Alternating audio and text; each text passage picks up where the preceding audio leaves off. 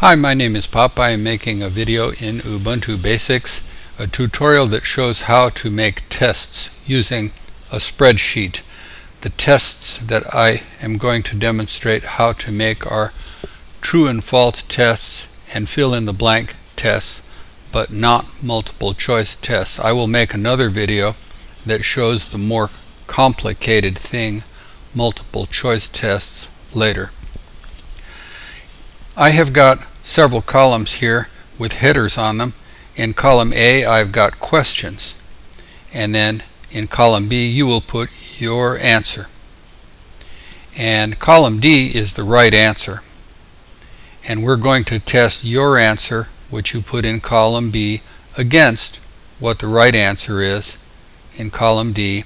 And in column C here we're going to put in 1 if you got it right and 0 if you got it wrong. So I'm going to now open up the next sheet and get some data. And this is 2 and 2 is 4, and I put in 4, and the right answer is 4. 7 times 3, I put in 20, and that's wrong because the right answer is 21. 8 minus 2 is 5, and that's wrong. 6 divided by 2 is 3, and that is right. You will notice, please, that everything in blue is a number, and everything in black is text. And you might wonder a little bit, why is this treated as text? Because it's 2 plus 2, and the computer is supposed to be able to add those things up.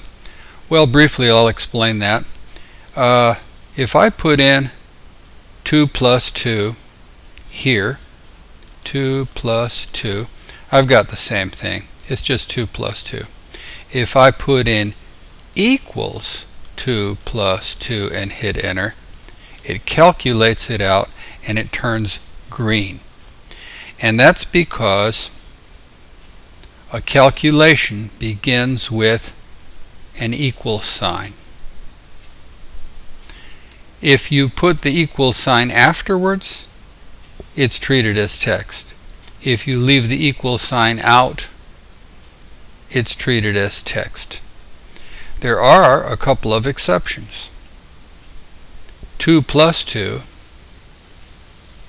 and 7 times 3. Let me go over here and go over this multiplication symbol, the X. In a computer, quite often, usually, you use the asterisk symbol for multiplication. So I can put in 7 asterisk 3 and it's text. And if I put in 7 asterisk 3 equal sign, it's text. If I put in equal 7 asterisk 3, it's computed.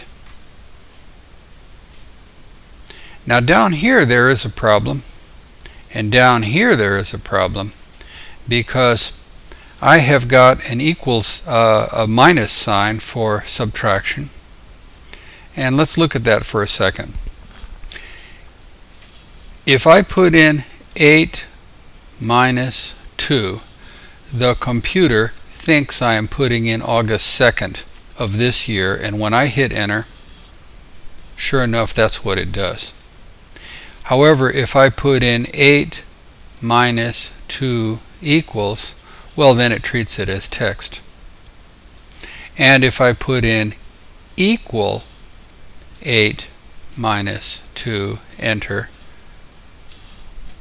equal 8 minus 2, look, it treats it as some kind of weird date. So what you've got to do is always put in 8 minus 2 equal. But then you're going to ask yourself, well, how did I do this then? I did not put in the equal. Well, there's a trick. Let me erase this and I'll show you the trick. You put in your 8, then you go up here to insert, and you go to special character, and there are about a gazillion characters here that are listed, and you just got to go find one to your liking. And is this a minus? No, this is an over dash, and this is an under dash. So you've got to find yourself somewhere in there a dash symbol that looks enough like a minus sign that you're satisfied with it. And there are so many. That's an under dash right there. Oh my gracious, there's Arabic characters. I'm going to just pick this one. I think it's a bit long, but I'll say OK. 8 minus 2. And you see how that works. In this one, there is another special case. On the keyboard of a computer, to divide, you use the slash symbol. There is no division symbol per se. So if you do want to use this symbol, you're going to be forced to go to the special characters. So 6, insert, special character, and I saw it just a little while ago. This thing has a memory, and it will stay where you were. I think it's somewhere down here. There it is. Enter, and 2. Or alternately, to make it easier, 6 divided by 2 equals sign, enter. So I just wanted to explain that a little bit. I'm going to erase this, and I'm going to erase this. Now I want to put my test in. This column C is going to be used to test the answers that you put in column B against the right answers that are already in column D. And if you get a 0, you got it wrong. If you get 1 point, you got it right. So if B and D match, a 1 shows up here. If they don't match, a 0 shows up here. Okay, so let's do that. Equal if, open parentheses, and it says your test, and your test is going to be B2 equal D2. Then, read the first comma as then, read the second comma as otherwise. If B2 equals D2, then 1. Otherwise, 0. And then close parentheses. So let's put that in. If B2 equal D2, then 1, otherwise 0. Close parentheses. And look, it's green. If I put in 3, which is a wrong answer, I get 0. There are a couple of problems. I'm going to point them out to you. Let's say, for instance, you're making up a test and you got no answer right here in the right answer column, but the guy answered it right. Well, he's going to get it wrong because the computer's dumb. It doesn't know. Here's another thing. What if you've got no right answer in column D and nothing in column B? He hasn't answered it yet. It's going to say he got it right. He didn't. He didn't even do it yet. But remember, we're adding all this stuff up. You can nest one if clause inside of another. And this is very complicated. I've got 2 alternative answers now. I've got answer is 1 or answer is 0. But I can put in a third alternative by nesting one if clause inside of another if clause. And that's pretty easy to do. If B2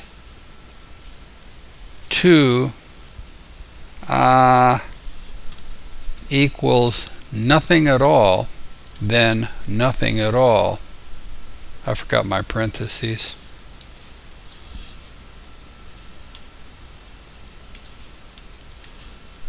This looks rather imposing, but after you've done it a few times, it's pretty easy. If B2 is nothing at all, then give an answer of nothing at all. Otherwise, if B2 equals D2, give answer of 1. Otherwise, answer of 0. See, now it vanished.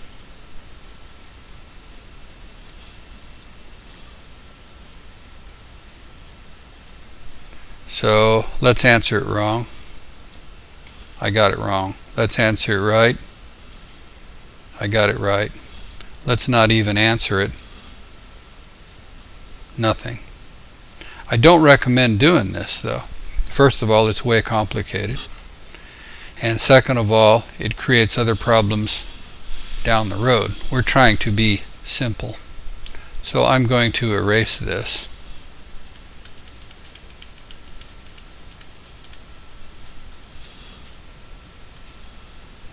But I wanted to throw that in. Okay, I have got this in C2 correct the way I want it, and I'm going to go Control C copy. Now I'm going to go down to rows 3, 4, and 5 and paste with Control V. And let's put in an answer here for. I've got 2 answers that are right and 2 answers that are wrong. And right here, I'm going to add them up, and I'm going to hit sigma sum, and it just automatically adds up the blue grid. It knows what to grab.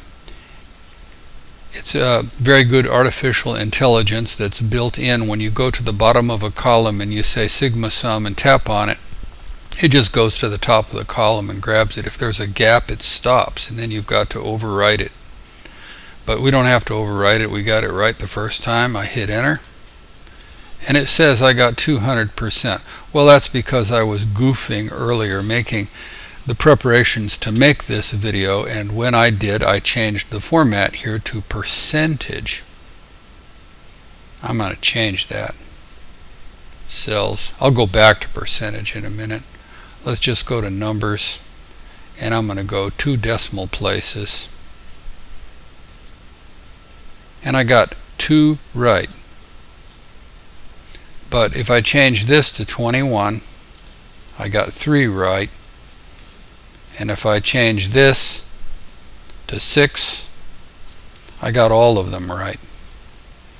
Just adding up how many I got right might be what I want to do, but what I would really like to do is get a score. So you can change this sum to the word count, and it just counts this stuff. It doesn't add them up, it just counts them. But I'm going to do divide by count C2 through C5.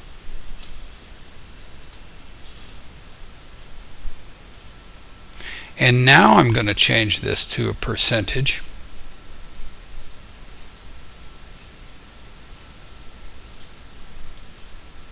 And I got 100%. But let's say that I went up here and put in a 3. Now I've got 75%. And if I put in a 20 here, I'm down to 50%. There's 4 test questions, and I got 2 of them right.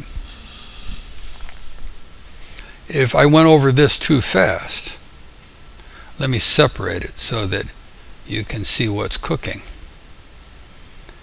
I'm going to just erase it all together for 1 second. And let me just count them.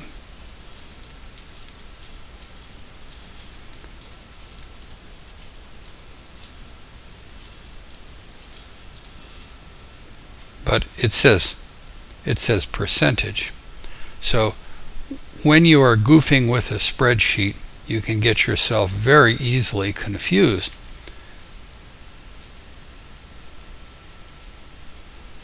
With a lot of practice, it just becomes automatic. I'm counting these things. How many have I got? Well, I've got 4.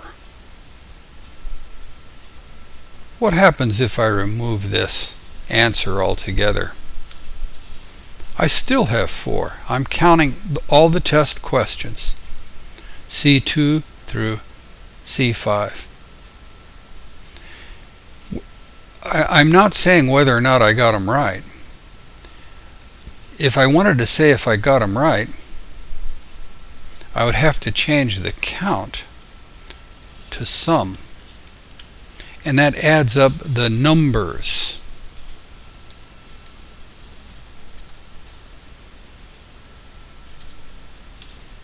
And now it's adding them. It's not counting them.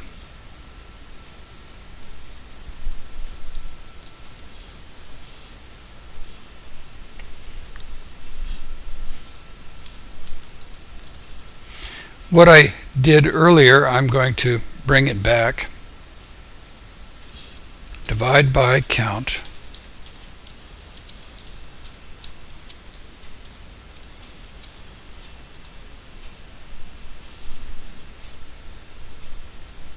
But I need to change the format.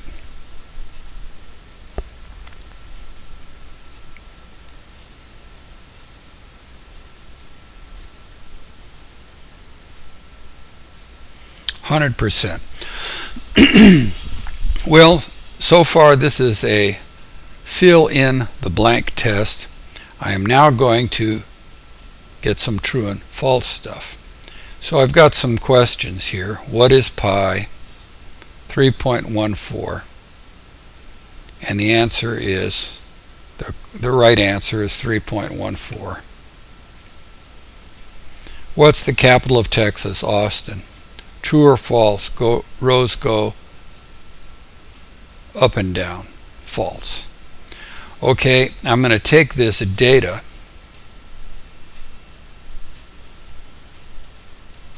copy it.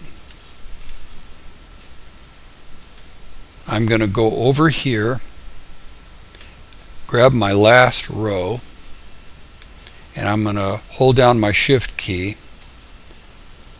That's row 1, 2, 3. And I'm going to paste. Oh, I have to go over here. I almost made a mistake. Now paste.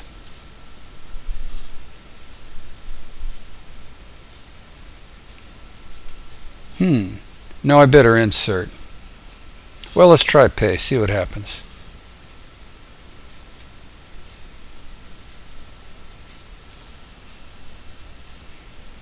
Well, what happened is I lost my sum. I didn't do it right. Now, you see the red arrows? That means that the row is not long enough to accommodate.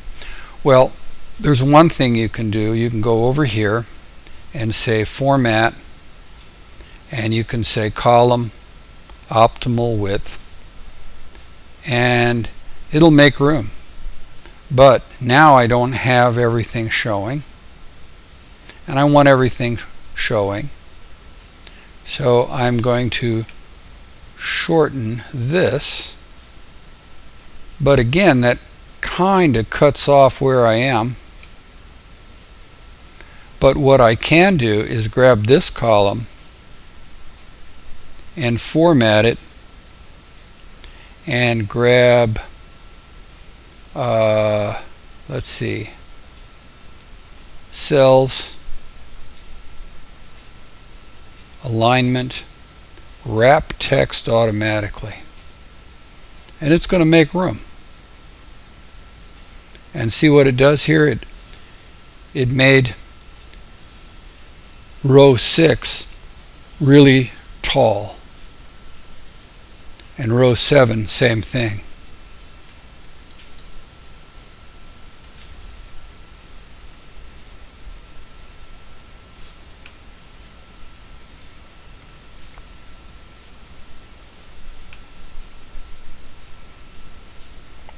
Gee, that's plenty of room right there. Now it cuts off at the bottom, and when I go down, it cuts off my header, which is row 1. So let me go to row 2 and go to Window, and I'm going to freeze right here.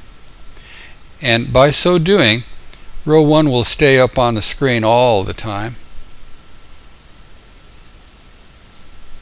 See, it jumps from 1 to 8, 1 to 7, and no matter what I do, I've always got row 1 showing as my column header. Well, let's do my add up stuff again.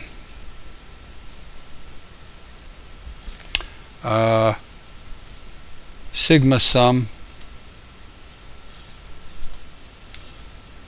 that adds them up.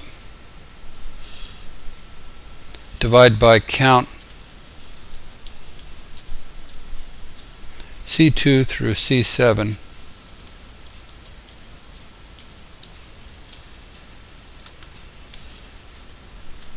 And now format.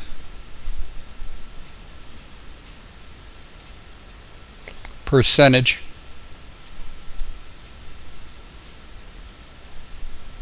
Two decimal places.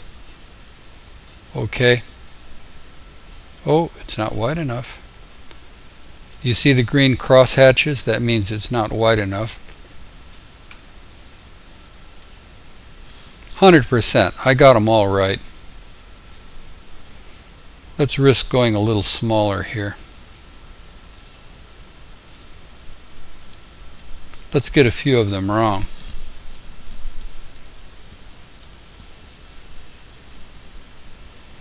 Wow. I made a 66. That's a D. Well,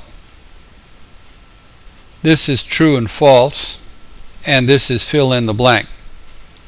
On the next video, I will show how to do multiple choice. With multiple choice, you have got a far more difficult task. It seems like it would be easier. And my name is Pop, and I have a whole bunch of videos in YouTube Basics and Spreadsheet Basics. I am using LibreOffice Calc. This is a spreadsheet that is free. LibreOffice is a suite. It is available for IBM PCs, Microsoft operating system, and also Apple Macintosh operating system, and also Linux operating system. I am using presently Linux Ubuntu. And this spreadsheet is equivalent to Microsoft Excel, which is available on only 2 platforms. But all spreadsheets operate pretty much the same way. And I thank you very, very much.